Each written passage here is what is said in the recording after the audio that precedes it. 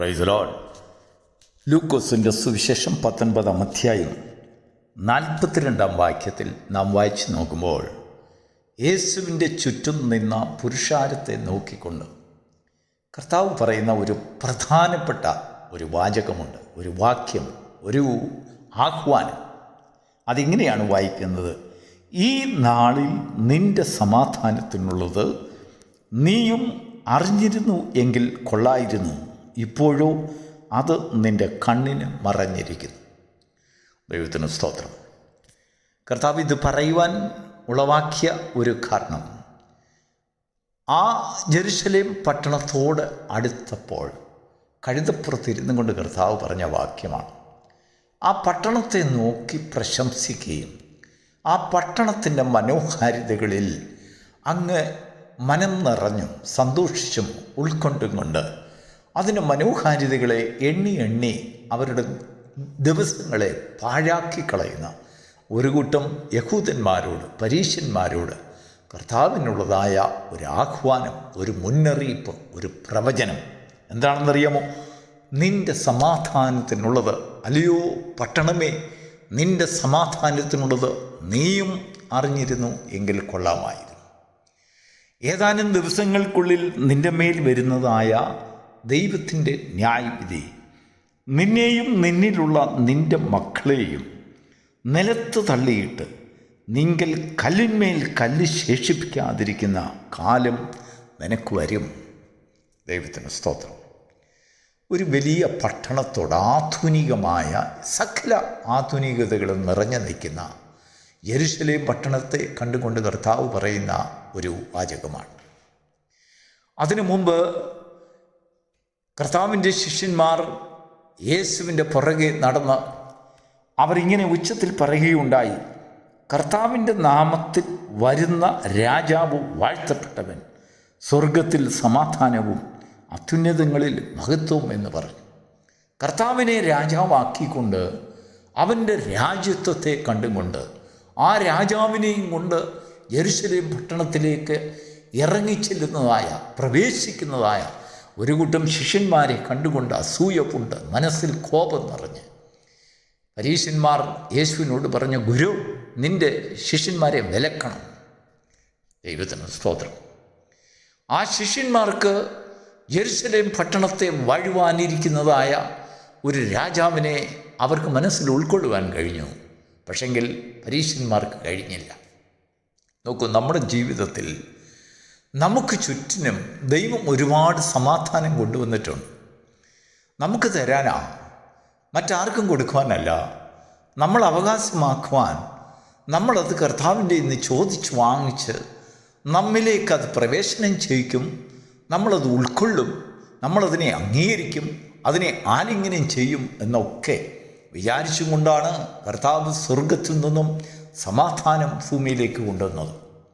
യേശു കൊണ്ടുവന്നതായ സമാധാനം അത് ലോകം തരുന്നത് പോലെയുള്ള സമാധാനം അല്ല.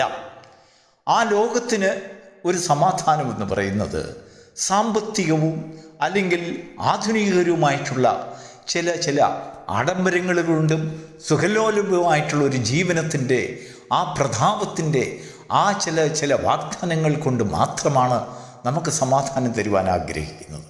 എന്നാൽ ആ സമാധാനത്തിന് അല്പനാളത്തെ ആയുസ്സേ ഉള്ളൂ. ഒരു പനി വന്നാൽ മതി, അല്ലെങ്കിൽ ഏതെങ്കിലും ശരീരത്തൊരു പരി വന്നാൽ മതി, നമ്മുടെ സകല ആധുനികതകളും പോകും, നമ്മുടെ സകല രാജ്യത്വങ്ങളും നഷ്ടപ്പെട്ടു പോകും, മനോഹാരിതകളെല്ലാം നമ്മുടെ മുഖത്തു നിന്ന് പോകും. നമുക്കൊരു ചെറിയ അസ്വസ്ഥത നമ്മുടെ ശരീരത്തുണ്ടായാൽ നാം തനിയെ താണിറങ്ങി ഒരു മനുഷ്യത്വത്തിലേക്ക് വരും. എന്നാൽ നാം സുഖമായിരിക്കുമ്പോൾ നമുക്കെല്ലാം ആഡംബരകരമായി തോന്നും, എല്ലാം ആധുനികരമായി തോന്നും. ദൈവത്തിന് സ്തോത്രം. എന്താണ് ഈ സമാധാനം? നമ്മളെല്ലാം സമാധാനം എന്ന് പറയാറില്ലേ? എന്താണ് ഈ സമാധാനം? അതിനെ നമുക്ക് എടുത്തു കാണിക്കാൻ കഴിയുമോ? അതിനെ നമുക്ക് ഉണ്ടാക്കുവാൻ കഴിയുമോ? കർത്താവ് പറയുന്നു, സമാധാനം ഉണ്ടാക്കുന്നവർ ഭാഗ്യവാന്മാർ, അവർക്ക് സമാധാനമുണ്ടാകും. ദൈവത്തിന് സ്തോത്രം. സമമായി ആധാനം ചെയ്യുന്നതായ, വിധാനിക്കുന്നതായ, നടകൊള്ളുന്നതായ. നോക്കൂ, ഹാനോക്ക് ദൈവത്തോട് കൂടെ നടന്നു. ദൈവം സമാധാനമാണ്, ഞാൻ തന്നെ സമാധാനം. ദൈവമാകുന്ന സമാധാനത്തോടുകൂടെ സമമായി നമുക്ക് നാം നടകൊള്ളുമ്പോൾ നമ്മിലേക്ക് അനുധാവനം ചെയ്യപ്പെടുന്നതായ വലിയൊരു ബ്ലെസ്സിങ്സ്, ഒരു അനുഗ്രഹം, ഒരു സ്പിരിച്വൽ ആവേശം നമ്മുടെ ജീവിതത്തിലുണ്ടാകും. അത് നമ്മുടെ ഹൃദയത്തിൽ കടന്നു വരുമ്പോൾ നമ്മുടെ ഹൃദയത്തിലുള്ളതായ കെട്ടുപാടുകളെ മുഴുവനും അഴിച്ചുവിടും. നാം സ്വതന്ത്രരാകും.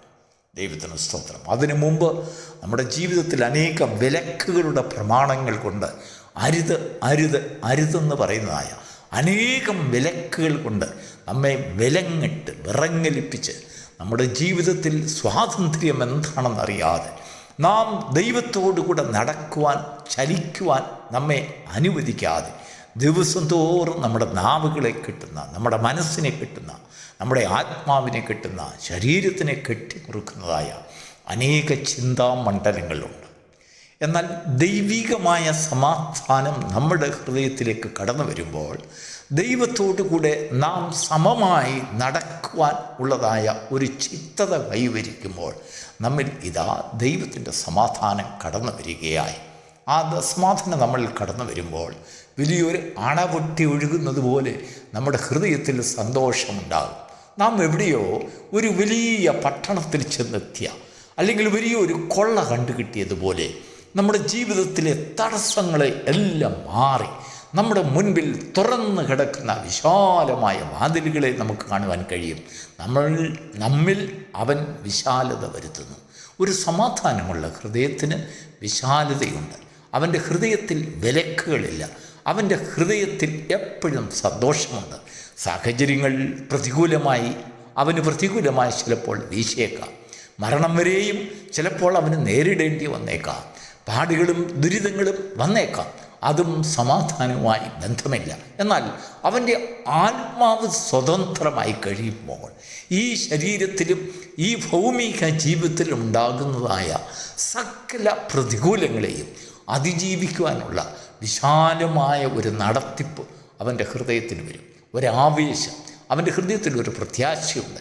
അവൻ നടകൊള്ളുന്നത് വലിയൊരു വിശാലതയുടെ മാർഗത്തിലേക്കാണ്, ഇടുങ്ങിയ പാതകളിലേക്കല്ല.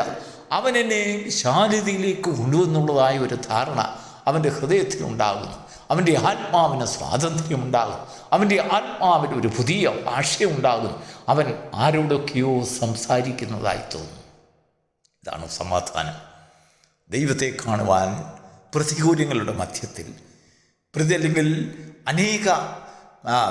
അനേക വേദനകളുടെ മധ്യത്തിൽ, ദാരിദ്ര്യങ്ങളുടെ മധ്യത്തിൽ, ഇല്ലായ്മകളുടെ മധ്യത്തിൽ കർത്താവിനെ കാണുവാൻ അവനെ ബലപ്പെടുത്തുന്നു. കർത്താവ് സമാധാനമാണ്. ഞാൻ നിങ്ങൾക്ക് സമാധാനം തരുന്നു, എൻ്റെ സമാധാനം നിങ്ങളിൽ നിന്നാരും എടുത്തു കളയില്ല. ദൈവത്തിന് സ്തോത്രം. ഞാൻ തന്നെ സമാധാനമെന്ന് കർത്താവ് പറയുമ്പോൾ ആ സമാധാനം നമ്മുടെ ഹൃദയത്തിൽ കടന്നു വരട്ടെ. നാം യേശുവിനോടുകൂടെ ചലിക്കുന്ന ഒരു അനുഭവം നമുക്കുണ്ടാകും. ആ സമാധാനം പ്രാപിച്ചവർ പിന്നെ ആ സമാധാനത്തിൽ നിന്ന് പിൻവാങ്ങുവാൻ ഒരിക്കലും ആഗ്രഹിക്കുകയില്ല. നമ്മളിൽ പലരും സമാധാനത്തെക്കുറിച്ച് കേട്ടിട്ടുണ്ട്, നമ്മൾ വായിച്ചിട്ടുണ്ട്, നാം എഴുതിയിട്ടുണ്ട്, നാം പ്രസംഗിച്ചിട്ടുണ്ട്. നമുക്ക് മാധുരികമായ രീതിയിൽ സമാധാനത്തെപ്പറ്റി നല്ല നല്ല ഉപന്യാസങ്ങൾ നമുക്കുണ്ടാക്കുവാൻ കഴിഞ്ഞേക്കാം. പക്ഷെങ്കിൽ അതുകൊണ്ട് ആ സമാധാനം നമ്മുടെ ഹൃദയത്തിൽ വരണമെന്നില്ല. ഇവിടെ ഇതാ യേശു പറയുന്നതായ കാര്യം ഒന്ന് ശ്രദ്ധിച്ചു നോക്കൂ.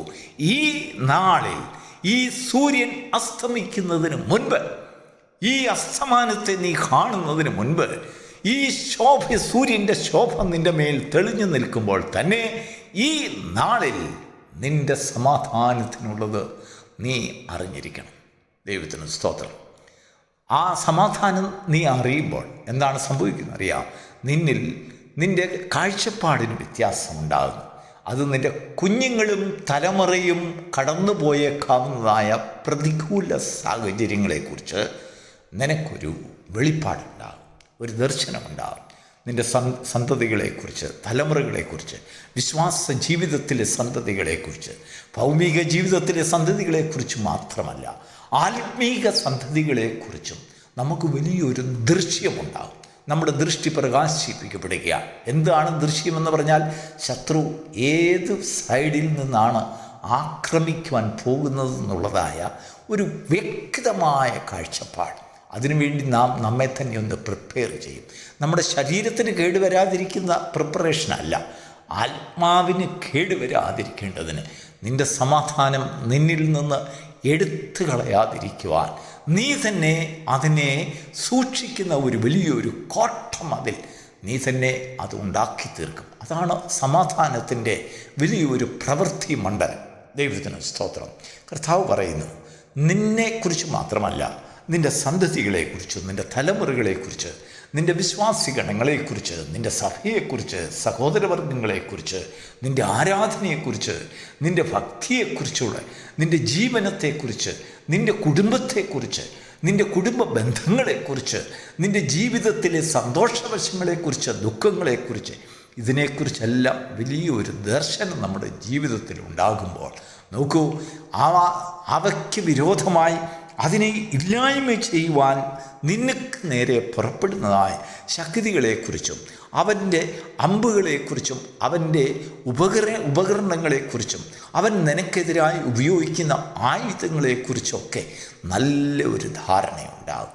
അതിനുശേഷം നിൻ്റെ ജീവിതത്തിൽ അതിനെ എങ്ങനെ നേരിടണമെന്ന് പരിശുദ്ധാത്മാവ് നിനക്കൊരു ബോധ്യം തരും. അതാണ് കർത്താവ് പറഞ്ഞത്, നിങ്ങൾ എന്തു പറയണം, എന്ത് ചെയ്യണമെന്ന് നിങ്ങൾ ചഞ്ചലപ്പെടുകയേ വേണ്ട, ആകുലപ്പെടുകയേ വേണ്ട.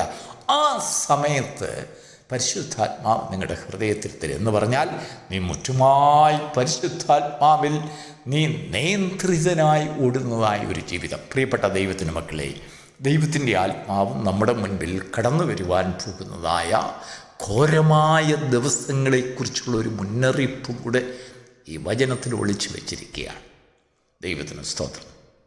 നമുക്ക് കാണുവാൻ കഴിയാത്ത അനേക പാതകൾ, കഠിനമായ പാതകൾ നമുക്ക് നേരിടേണ്ടതായിട്ടുണ്ട്, നമുക്ക് തരണം ചെയ്യേണ്ടതായിട്ടുണ്ട്. നമുക്ക് വേണ്ടി മാത്രമല്ല, നമ്മുടെ കുഞ്ഞുങ്ങൾ, ദൈവത്തിന് സ്തോത്രം, നമ്മുടെ തലമുറകൾ, നമ്മുടെ സഹോദരങ്ങൾ, നമ്മുടെ സഹോദരവർഗങ്ങൾ, നമുക്ക് ചുറ്റുപാടും പാർക്കുന്ന നമ്മുടെ അയൽവക്കക്കാർ, നമ്മുടെ സ്നേഹിതന്മാർ, നമ്മുടെ പട്ടണം, നമ്മുടെ ദേശം, നമ്മുടെ രാജ്യം അഭിമുഖീകരിക്കാൻ പോകുന്നതായ വിപത്തുകളെക്കുറിച്ച് നമുക്കൊരു ദർശനമുണ്ടാകുമ്പോൾ സമാധാനത്തിൻ്റെ ദൂതൻ നമ്മളിൽ ചിലരെ അഭിഷേകം ചെയ്യും. എന്തിനു വേണ്ടിയാണെന്നറിയാമോ? നിൻ്റെ കാൽ മനോഹരമായി പർവ്വതത്തിൽ ഉറപ്പിച്ചുകൊണ്ട് ഈ സമാധാനത്തെ ദേശത്ത് വിളിച്ചു പറയുവാൻ ദൈവം ചില അഭിഷേകങ്ങൾ തരും. ദൈവത്തിന് സ്തോത്രം. ഈ നാളിൽ നിൻ്റെ സമാധാനത്തിനുള്ളത് നീയും അറിഞ്ഞിരുന്നു എങ്കിൽ കൊള്ളാമായിരുന്നു. അത് ഇപ്പോൾ നിൻ്റെ കണ്ണിന് മറഞ്ഞിരിക്കുന്ന കണ്ണുകളുടെ ദൃഷ്ടിയുടെ പ്രകാശനത്തിന് വേണ്ടി നമുക്ക് അരിമനാഥൻ്റെ അടുത്തേക്ക് കടന്നു വരാം. ആ ശിഷ്യന്മാർ പറഞ്ഞത്, കർത്താവിൻ്റെ നാമത്തിൽ വരുന്ന രാജാവിനെ നാം ഒന്ന് കാണുമ്പോൾ ആ രാജാവ് ഈ സകല പട്ടണങ്ങളെയും അടക്കി വാഴുവാൻ പോകുന്നു എന്നുള്ളതായ ഒരു ദർശനം നമ്മുടെ ജീവിതത്തിൽ കിട്ടുമ്പോൾ നമ്മൾ അടഞ്ഞിരിക്കുന്ന കണ്ണുകൾ, മറഞ്ഞിരിക്കുന്നതായ ദൃഷ്ടികൾ പ്രകാശിപ്പിക്കപ്പെടും. അങ്ങ് ദൂരെ മഹത്വമേറിയ ഒരു പ്രകാശനമേറിയതായ ഒരു ഭാവിയെ നമ്മുടെ ജീവിതത്തിൽ പരിശുദ്ധാത്മാവ് വെളിപ്പെടുത്തി തരും. അപ്പോഴാണ് നമ്മുടെ ജീവിതത്തിൽ നമ്മുടെ ആത്മാവ് സമാധാനത്തെ വീണ്ടും പ്രാപിക്കുന്നത്, സമാധാനത്തെ വീണ്ടും കരുതിക്കൊള്ളുന്നത്. നമ്മുടെ ഹൃദയത്തിൽ സമാധാനം തികഞ്ഞു വരും. അത് നുരച്ചു പൊങ്ങി അനേകരിലേക്ക് സമാധാനം കവിഞ്ഞൊഴുകും. ഒരുവൻ നിൻ്റെ ഭവനത്തിൽ ഒരു സമാധാനപുത്രനുണ്ടെങ്കിൽ ആ സമാധാനം അവനിൽ വസിക്കും. ദൈവത്തിന് സ്തോത്രം. നമ്മുടെ ഭവനത്തിൽ ചില സമാധാനപുത്രന്മാരുണ്ടാകും. Praise the lord. തിരുവചനത്തെ ഇന്ന് ധ്യാനത്തിനായി ദൈവത്തിൻ്റെ ആത്മാവ് തന്ന വചനം നമുക്കൊരു പ്രാവശ്യം കൂടെ ഉരുവിടാം. ലൂക്കോസിൻ്റെ സുവിശേഷം 19-ാം അധ്യായം 42-ാം വാക്യം. ഈ നാളിൽ നിൻ്റെ സമാധാനത്തിനുള്ളത് നീയും അറിഞ്ഞു എങ്കിൽ കൊള്ളാമായിരുന്നു, ഇപ്പോഴോ അത് നിൻ്റെ കണ്ണിനെ മറഞ്ഞിരിക്കുന്നു. ഈ പ്രഭാതത്തിൽ നിൻ്റെ ഭവനത്തിൽ സമാധാനം കടന്നു വരുമാർ ആ ദേശത്തിലെ അല്ലെങ്കിൽ ഈ പട്ടണത്തിൻ്റെ രാജാവ് കടന്നു വരുമാർ കർത്താവിനെ കാണുവാൻ, ആ രാജ്യത്വത്തിൻ്റെ മഹത്വത്തെ കാണുവാൻ നിൻ്റെ ഭവനം തുറക്കപ്പെടട്ടെ. അടഞ്ഞുകിടക്കുന്ന വാതിലുകൾ തുറക്കപ്പെടട്ടെ. നിൻ്റെ കണ്ണുകൾ പ്രകാശിക്കപ്പെടട്ടെ. ഹൃദയത്തിൻ്റെ വാതിലുകൾ പ്രകാശിപ്പിക്കപ്പെടട്ടെ. നിൻ്റെ ഹൃദയത്തിൻ്റെ കെട്ടുകൾ അഴിയട്ടെ. അവിടെ ദൈവം വസിക്കും. God bless you.